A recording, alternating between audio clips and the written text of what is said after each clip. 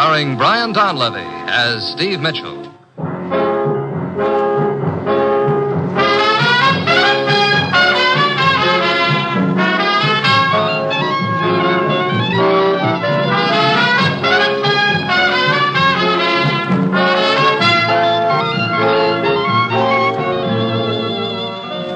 Danger is my assignment. I get sent to a lot of places I can't even pronounce. They all spell the same thing, though, trouble. But when I walk into the commissioner's office, I don't realize that this assignment's going to prove that not only is the pen mightier than the sword, the ink bottle is mightier than the gun.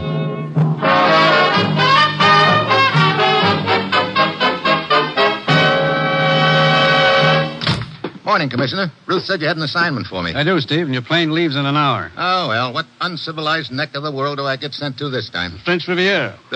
Hey, I must have been living right lately. Hey, tell me, do they still wear those bathing suits over there, Commissioner? I'm afraid you won't have much time to be looking at bathing suits, Steve. You'll be more interested in looking at an elderly man. You want to bet?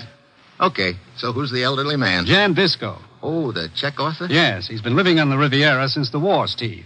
He's been instrumental in smuggling quite a few worthwhile citizens out from behind the Iron Curtain. Oh, that's news to me. It should be. It's a very closely guarded secret.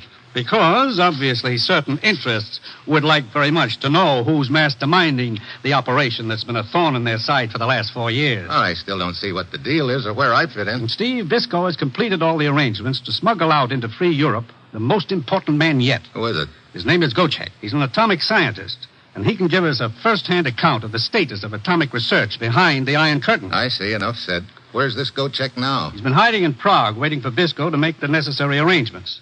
This morning, we've just received word that those arrangements have been completed. Oh? Gocek will arrive secretly at the Riviera tomorrow morning. He will meet Bisco at the prearranged rendezvous, or I should say, he'll meet Bisco and you. Oh, I'm elected bodyguard, huh? Yes, and I'm sure you realize the opposition would go to any lengths to prevent Gocek from getting to us. Get over to the Riviera, work with Jan Bisco, meet Gocek, and bring him back here to the States safe and sound. And, incidentally, try to stay alive yourself. Well, that's it. You've got your assignment. Good luck.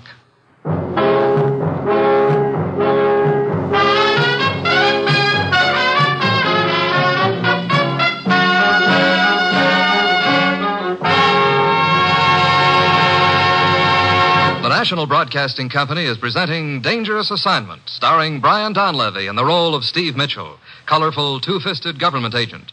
At all those places of the world where danger and intrigue walk hand in hand, there you will find Steve Mitchell on another Dangerous Assignment.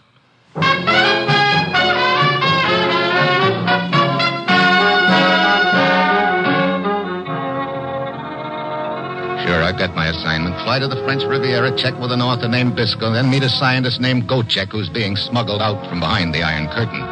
All of which sounds just dandy, except that I've got an uneasy hunch that the gents who operate that Iron Curtain will be trying their best to drop same on my neck.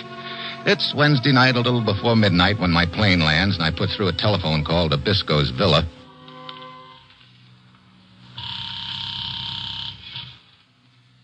Oui? Bisco? No. Oh, maybe I've got the wrong number. Is this Jan Bisco's villa? Oui. May I speak to him? Who is calling, please? Mitchell, Steve Mitchell. May I inquire why you wish to speak to Monsieur Bisco? Look, if you don't mind, that's something I'll discuss with him. Now, is he there? He cannot come to the telephone at present. But if you will tell me the nature of your business, I will... Look, Buster, are you his official bouncer or something? Answer? I do not understand. Neither do I. Look, is Bisco going to be there for a while? If so, I'll come out. Oui, a good idea. And Monsieur Bisco, he will be here.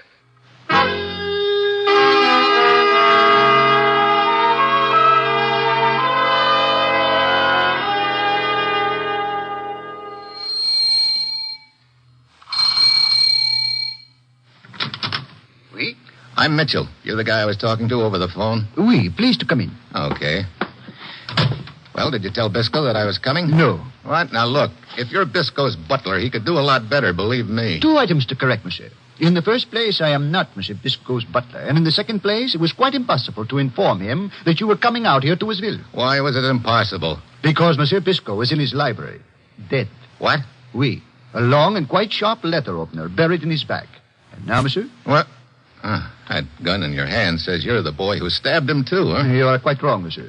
This gun in my hand says that you are under arrest. Under arrest? Say, what is this? I am Inspector Marchand of the Sûreté. Oh, well, I guess that clears a couple of things up. But it does not clear you up, monsieur. No? Well, maybe these credentials of mine will, Marshal. Credentials? Take a look. So, it would appear we have been at cross purposes. You see, when you telephoned, I thought you might possibly be involved in the killing. So I wished you to come out here in order that I might question you. Yeah. You say the body's still in the library? Oui, this way. What time was the killing? As near as we can place it, around 10 o'clock this evening. 2 hours ago, huh? There is the body, seated behind the desk, as you can see. Yeah. Files and papers scattered all over the library. Mitchell, I am completely puzzled by one element in this case. What's that, Inspector? Motive. Jan Bisco was a universally respected author. Why would anyone wish to kill him? Who was his enemy? I guess he had quite a few of them. You see, Bisco headed an operation which smuggled people out from behind the Iron Curtain, Marshal. Indeed.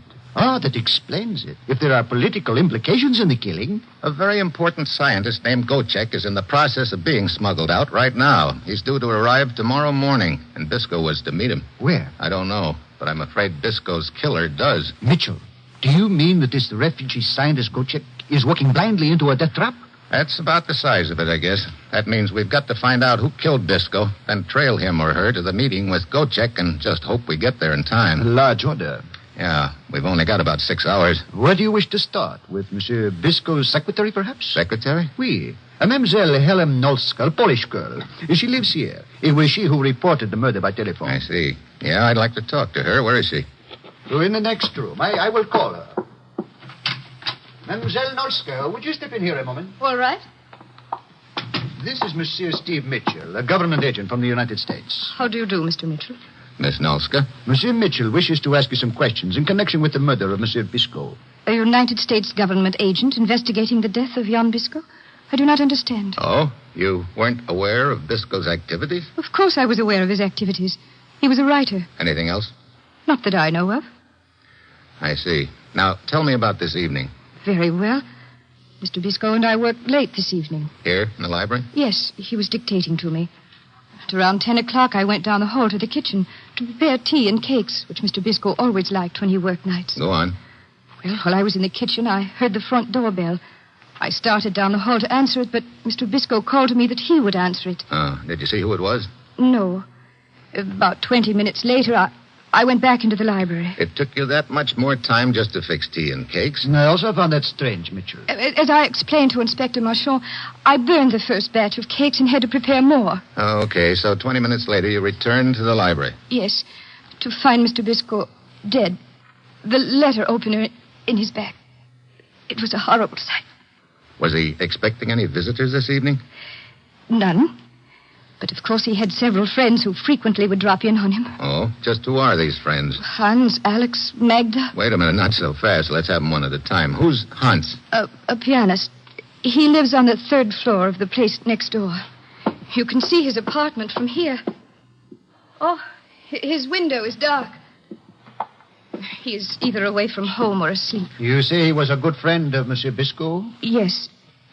You see, Hans is not a very prosperous pianist, and Mr. Bisco more or less supported him. Okay, we'll check Hans later. Who's next on the list? Alex. What does he do? Why, nothing very much, I am afraid. I see. Then there was a girl, Magda? Yes, a cafe singer. Okay, first I want to talk to Alex, the boy who does nothing for a living. Where's he live? It is a rather difficult place to find. Perhaps I had better take you there. Well, thanks. Let me see. My purse and gloves should be in here somewhere. Those are the ones over there on the table? Oh, yes, thank you. If you will excuse me while I freshen up, I will be with you shortly. Oh, sure. Well, Mitchell, it appears there is a long night's work ahead. Yeah, What is it? I just noticed something here on the desk. Oh? You mean the pepper scattered around? No, this bottle of ink that's been spilled. I noticed that. And the reason that it had been spilled by the killer is he or she searched the desk. But what about it? Part of the ink stained the top of the desk, and the rest dripped onto the floor. So? Look at the stain on the top of the desk. A slight smear in the middle. Yeah. Killer could have got some of that ink on his or her hands. It is possible, And observe, Mitchell, this ink is the so-called indelible kind. Which means it won't wash off easily. So that we will know the killer when we find him. Yeah, but first we've got to find him. I'm ready now, Mr. Mitchell. Okay, Helen. Did you check that pianist window again? Hans? Yes, but it is still dark. Okay, let's try this boy Alex then. I'm always real interested to meet people who do nothing for a living. Just jealous, I guess.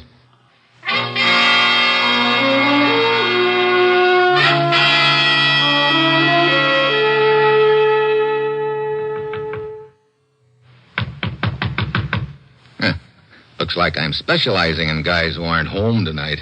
The door, it is unlocked. Yeah. Come on, let's take a look around inside.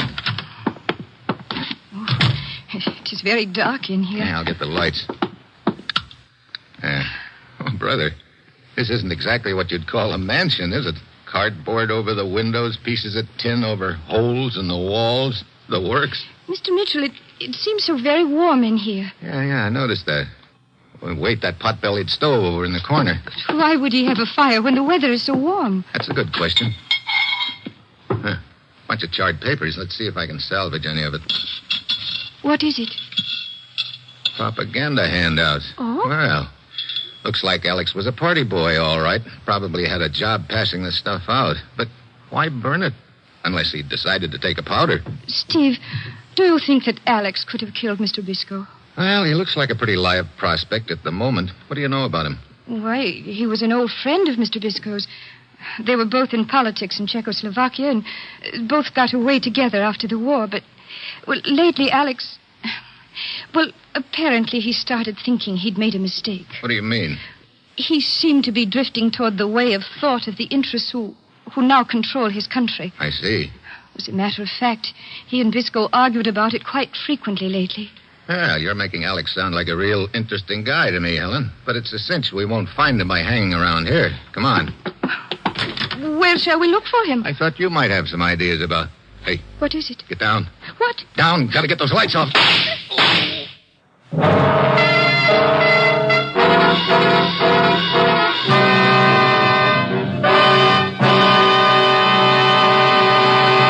Three chimes mean good times on NBC.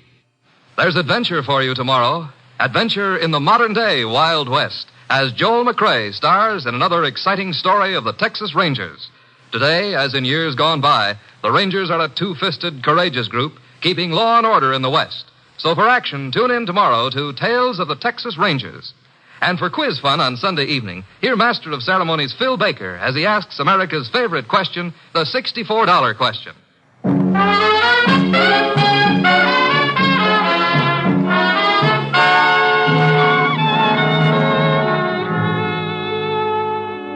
And now back to Dangerous Assignment, starring Brian Donlevy as Steve Mitchell.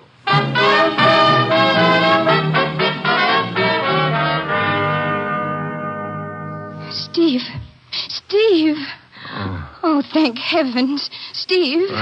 My head. Oh, I am trying to stop the bleeding with my handkerchief. Huh? It seems to be only a scalp wound. Guess I'm luckier than I deserve. What do you mean? Silhouetting us against that open doorway with the light behind us. That was real smart of me. Did you hear or see anything after I hit the pavement? No, I was afraid to move, Steve. I did hear someone running away, but that is all. Could have been Alex. Steve, as we started to come outside, you were asking me if I had any ideas as to where we might find Alex. That's right. Well, there is a bar a few blocks from here where he frequently goes. Okay, come on.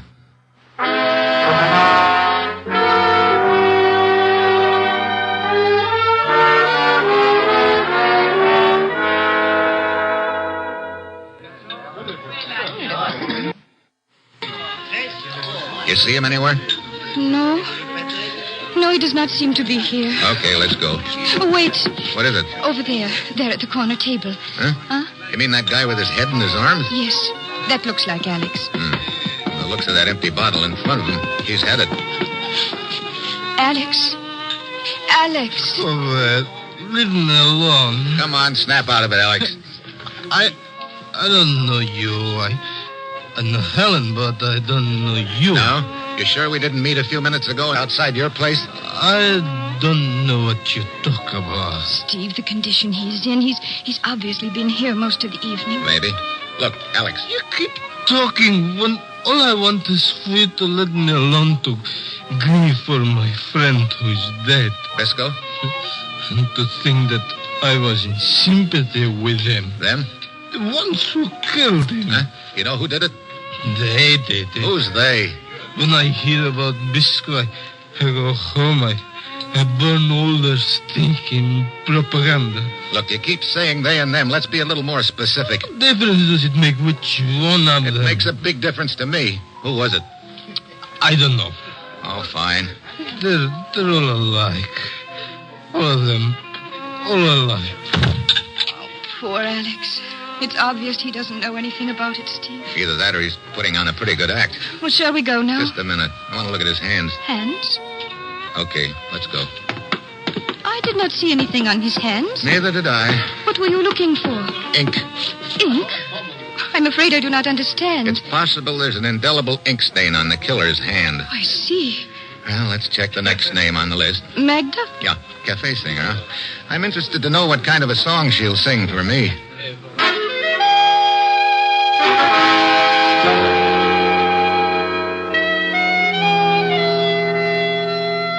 So we head for the cafe where Magda works. She's just finished the number when we arrive, and one look at her, and I can see the reason for the ovation.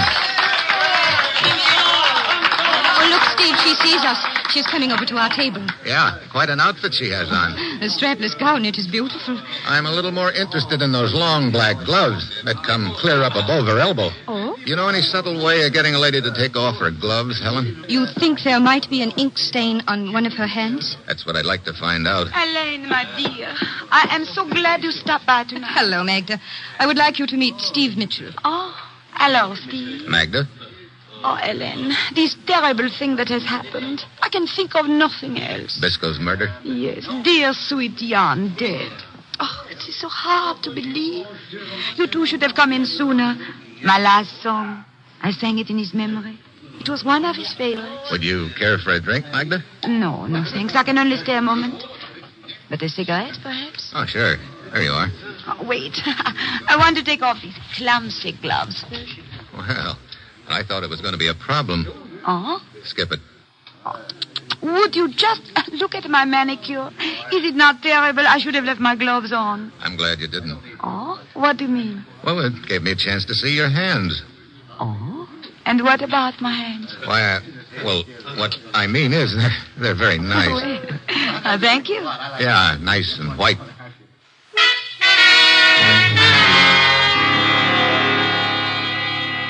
No, there aren't any ink stains on either of Magda's hands. Pretty soon she has to do another number, so Helen and I leave.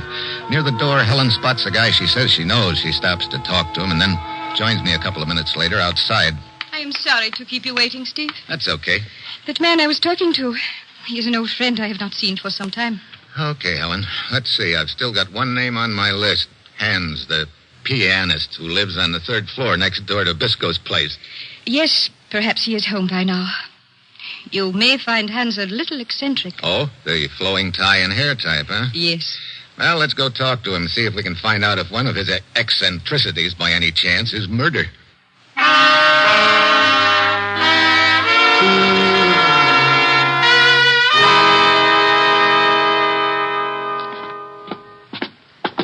Brother, these walk-up apartments are for the birds in more ways than one. This is the last flight. If he isn't home after this Alp climb... Oh, listen. Listen, I can hear the piano. He is home, all right. Here, this is the door.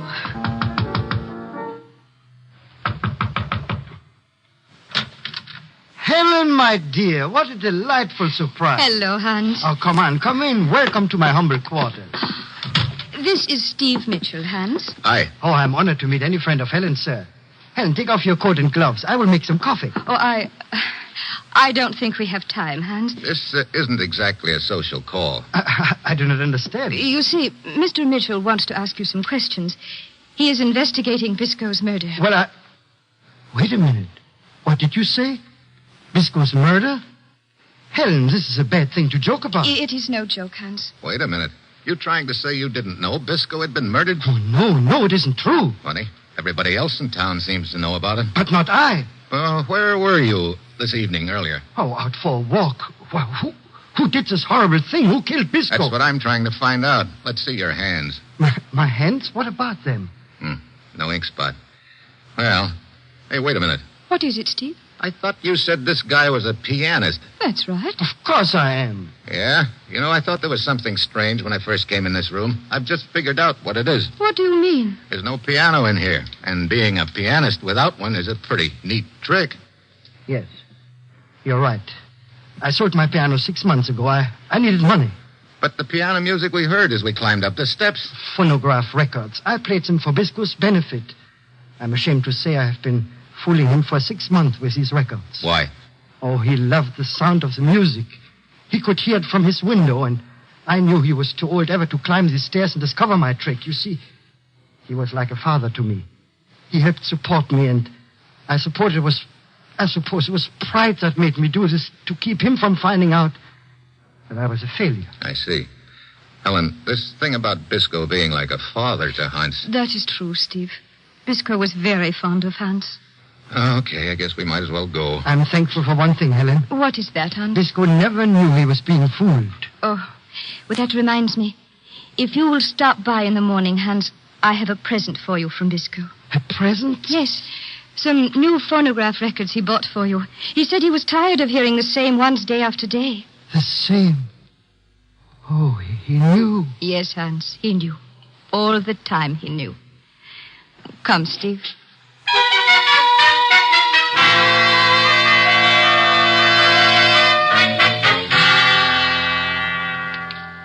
I suppose it is silly of me asking you to see me home when it is just next door, Steve, but I am afraid my nerves are a little jumpy. Sure, Helen. Tell me, Steve, what did you think of Hans? Look, right now I'm not sure what I think of anything or anybody. Everybody in this deal is a character.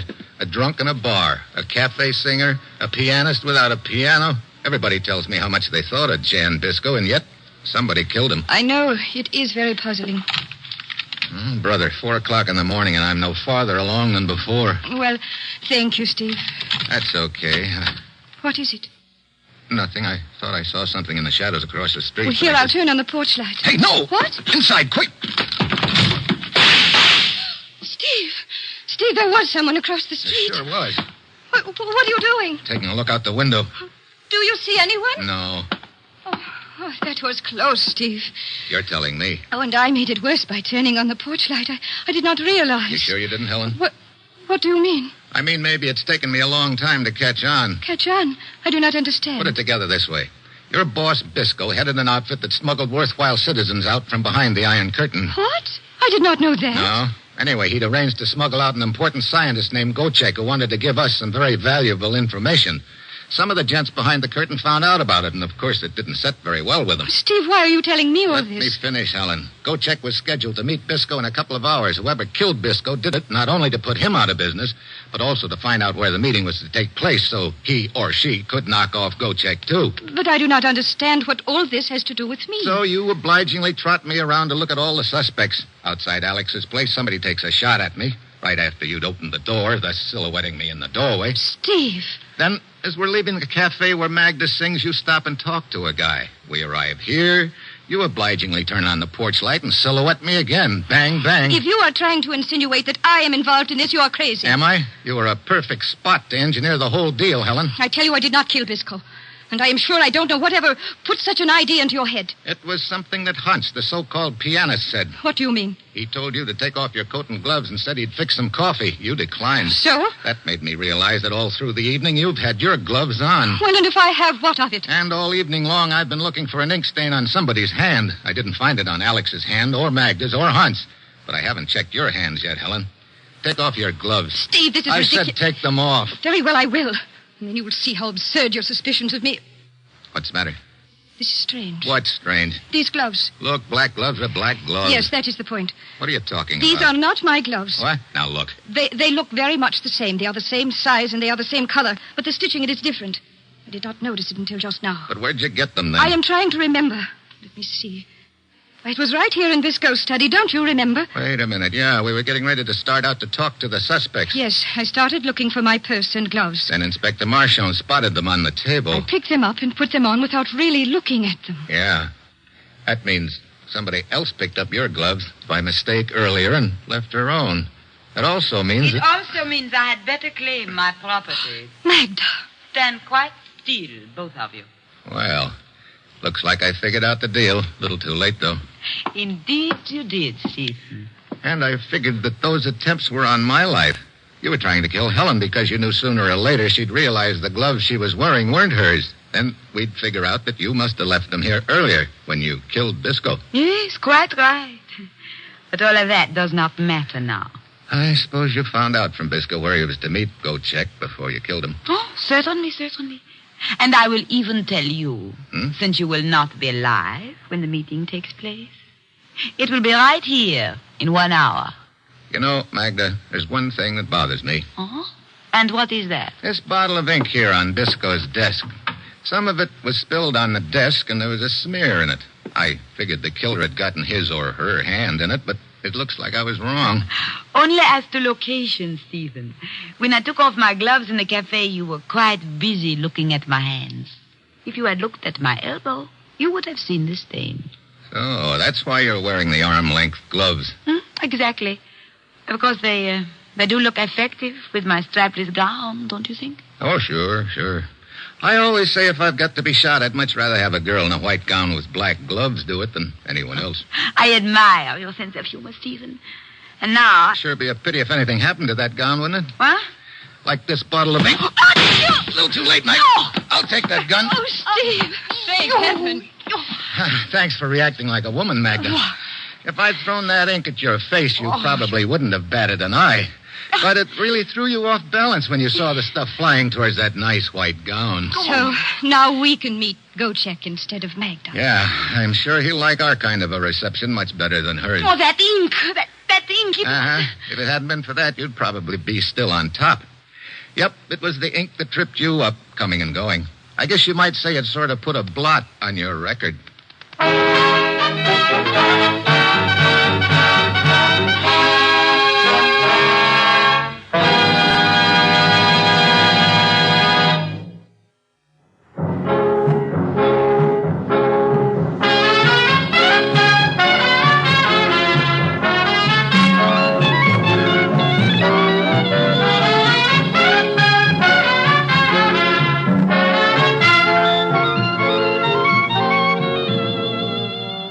Dangerous Assignment, starring Brian Donlevy as Steve Mitchell with Herb Butterfield as the commissioner, is written by Bob Reif and Adrian Jondo, with music by Robert Armbruster, and is produced and directed by Bill Karn.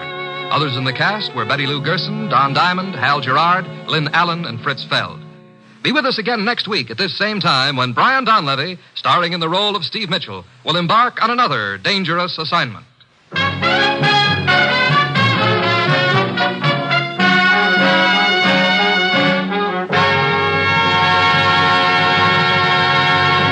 Three chimes mean good times on NBC.